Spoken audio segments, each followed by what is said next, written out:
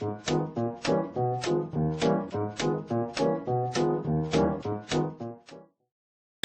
salut les gars, Salut. vous allez bien? Oui, ça va bien. Alors, Tout bien. donc Christopher est à droite et vous. Alors c'est l'inverse de la Gauche, scène voilà. pour le coup, parce que sur scène c'est moi à droite, Christo à gauche.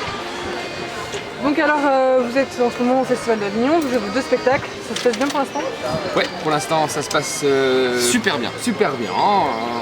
On a encore l'énergie, on a le public qui répond bien. On commence à prendre un petit peu le pli parce qu'on fait 2 spectacles dans 2 salles différentes. Et justement, c'est pas trop dur le rythme? Pour l'instant ça va, c'est un peu rapide entre deux. Au début c'est une question d'organisation, au début c'était un petit peu à l'arrache pour les costumes, tout ça, maintenant on s'y est fait. Alors la scène, est-ce que c'est quelque chose qui est venu tôt chez vous? Et surtout, comment vous y êtes arrivé? Alors je pense qu'on a toujours eu ça en nous, c'est-à-dire que voilà, depuis qu'on est tout petit, on a toujours aimé monter sur scène, aimé faire des cons, aimé faire rire des gens. Après on n'en a jamais forcément voulu faire notre métier, en tout cas c'était pas forcément dans nos plans. Et c'est venu assez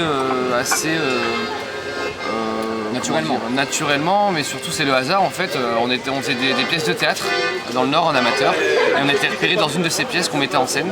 On jouait tous les deux, on était comédiens dans cette pièce et en fait le metteur en scène, notre metteur en scène du premier spectacle nous a repérés, nous a demandé de monter à 2 sur scène et on est monté à 2, on a écrit nos propres sketchs et on a commencé comme ça à Lille il y a 3 ans maintenant. Donc c'était pas du tout un plan de carrière au début, c'était vraiment... Pas du tout non, c'était une passion, au début c'est vraiment une passion qui est devenue un métier avec un peu de chance, un peu de rencontres. Et beaucoup de travail évidemment, mais c'était vraiment une passion et on avait chacun fini nos études, on avait chacun pour projet d'avoir un métier. Enfin moi j'avais un métier de journaliste. Ouais, parce que c'est vraiment ton projet d'être au chômage quoi. On avait chacun pour projet d'avoir un métier parce que... D'avoir un métier sérieux. Sérieux voilà. Parce que mais ce métier est très sérieux aussi. Oui non mais bon ça paraît pas mais sérieux. Mais justement, avant que vous vous mettiez en duo, est-ce qu'il y avait de la compétition entre vous au niveau de l'importance des rôles, de celui qui avait le plus de talent, tout comme ça? Franchement non, on n'a jamais eu le souci de se dire qui va jouer qui, même quand on a fait des pièces ensemble. Alors l'avantage c'est que la première pièce qu'on avait faite tous les deux, c'était des rôles de frères. Un air de famille. Un air de famille de Jean-Pierre Bacry et Agnès Jaoui. Lui il faisait le rôle de Jean-Pierre Bacry, enfin comment il s'appelle Henri, donc il était joué par Jean-Pierre Bacry. Moi je faisais le rôle de celui qui était joué par, dans le film en tout cas, Vladimir Philippe, l'acteur, Urbanov, bref. Et non, franchement, on n'a jamais eu de...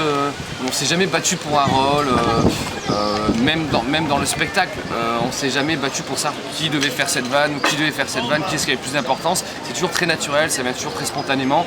Et c'est très naturel dans l'écriture. On a une écriture assez...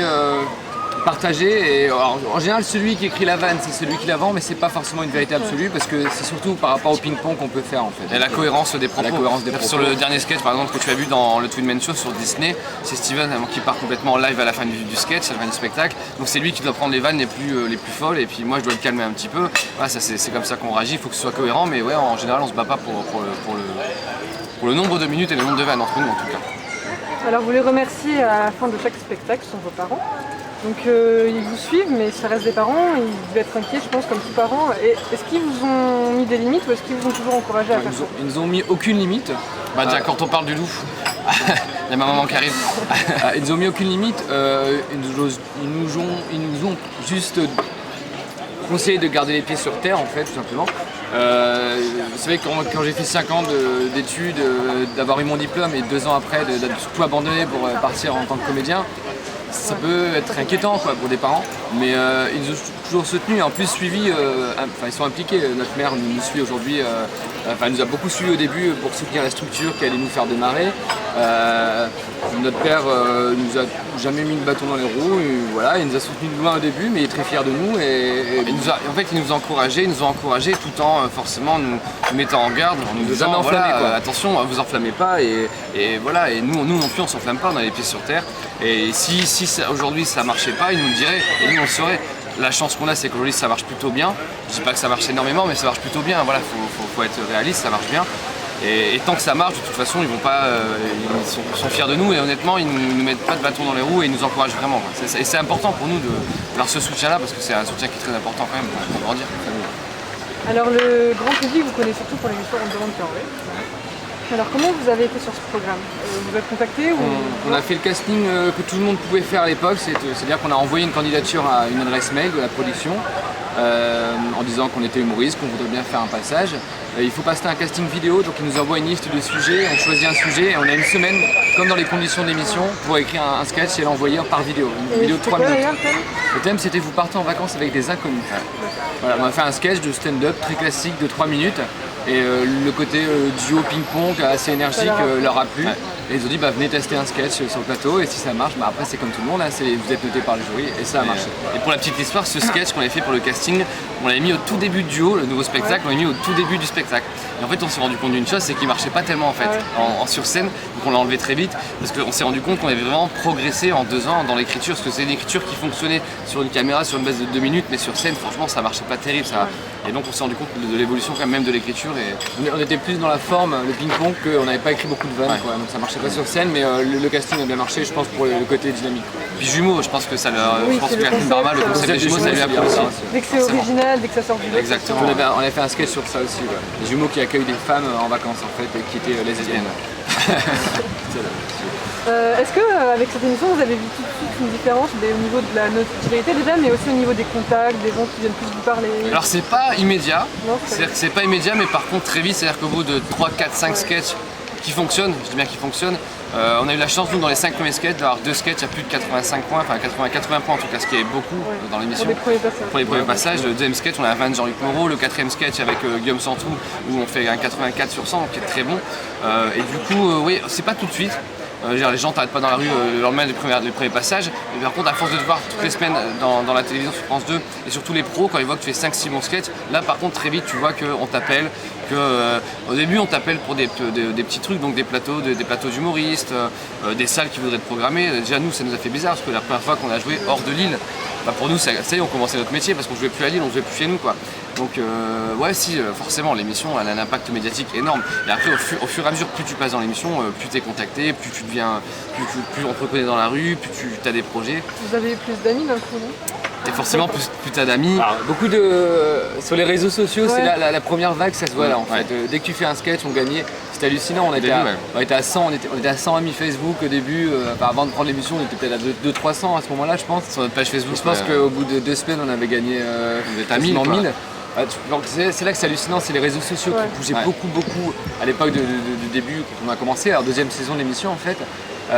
Et après c'est effectivement beaucoup d'amis, après c'est tout est relatif, mais effectivement beaucoup de gens qui t'appellent, on a reçu beaucoup de messages dans les premiers, c'est marrant. C'est agréable. C'est agréable. Et après effectivement les contacts professionnels c'est intéressant aussi cette émission parce nous on vient de Lille, on vient d'une petite province, on va dire ça va c'est Lille, c'est pas non plus, mais c'est pas là où est-ce qu'il y a les producteurs, les metteurs en scène, les comédiens, ils sont tous à Paris.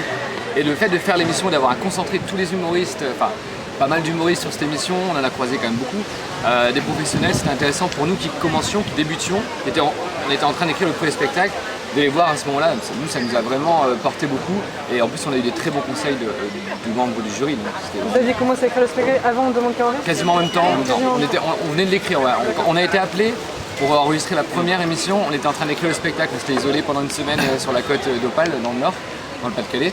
Et on a été appelé pour venir faire l'émission à ce moment-là, donc vraiment en même temps. Alors, jouer à deux, ça peut générer des conflits au niveau de l'écriture. Est-ce que c'est le cas pour vous? Est-ce que vous êtes toujours d'accord sur les vannes? Non, loin de là. On est souvent d'accord, mais il y a des désaccords et sur beaucoup de sketchs, dans l'émission notamment, et même pour le spectacle, on a beaucoup de désaccords, mais on se dit toujours que moins on est d'accord, plus le sketch est bon souvent. Parce que plus on débat, plus on tire le truc vers le haut en fait. C'est-à-dire que si on est d'ailleurs en général quand on est trop vite d'accord, c'est jamais bon signe. Quand l'angle est bon tout de suite, notre écriture est bonne, on se dit ah non il y a un problème, on est trop vite d'accord, c'est pas bon. Et c'est vraiment la force du duo, la force d'écrire à deux je pense, et d'avoir à peu près le même style d'écriture, c'est que on est très exigeants l'un envers l'autre. On peut s'envoyer des pics et d'ailleurs on se gêne pas parce qu'on se connaît par cœur, donc franchement on prend pas de gants quoi. Non c'est nul, c'est toi ta vanne est nulle, alors tu vois pourquoi tu dis ça et ça monte, mais ça monte, c'est toujours très constructif en fait et on s'en amuse aujourd'hui parce qu'on sait au début autant on pouvait se fighter, maintenant on le sait, c'est-à-dire qu'on s'en amuse, qu'on va se bagarrer sur scène mais on sait que c'est toujours pour le bien-être du spectacle et pour le bien-être des skates, donc de toute façon là on est rarement d'accord. À partir du moment où j'ai toujours raison en plus. Je l'espère en tout cas. C'est quoi votre style d'écriture respectif?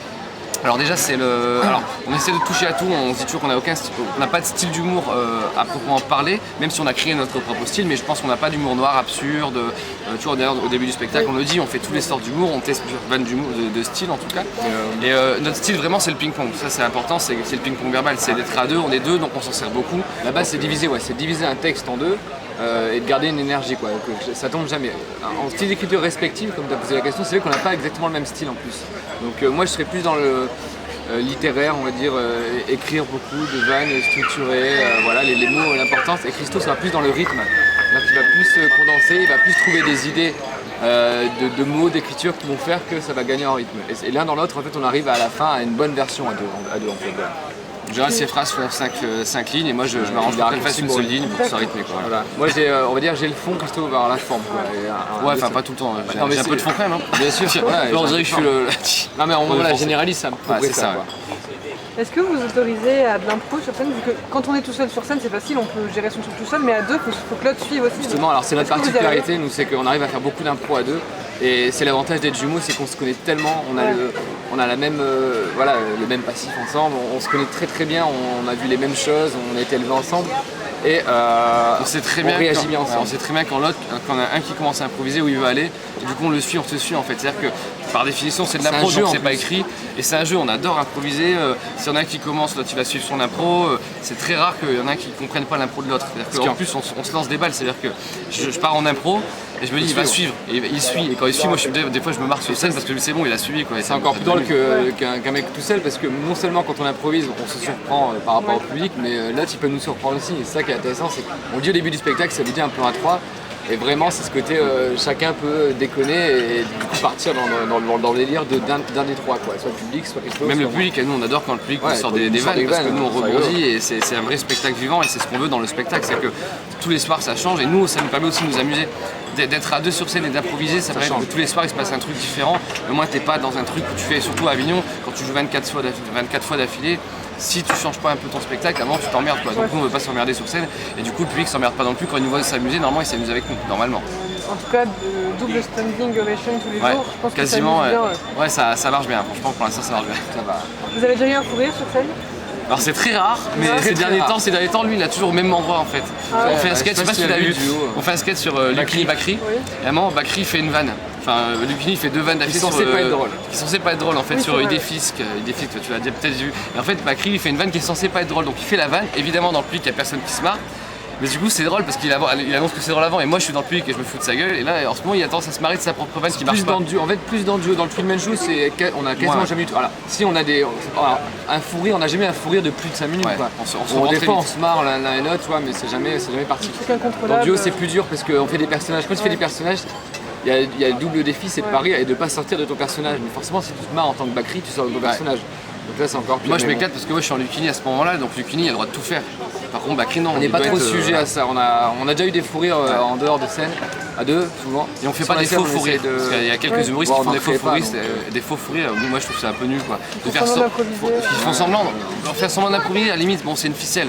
Nous on fait pas trop non plus parce qu'on n'aime pas, pour nous l'improvisation c'est de l'improvisation, mais le faux fou rire, je trouve que c'est mauvais, et ça se voit en plus, tu vois l'humoriste qui fait semblant de rigoler et tout, c'est pour ça qu'on en fait très peu, et quand on en fait au moins c'est spontané quoi.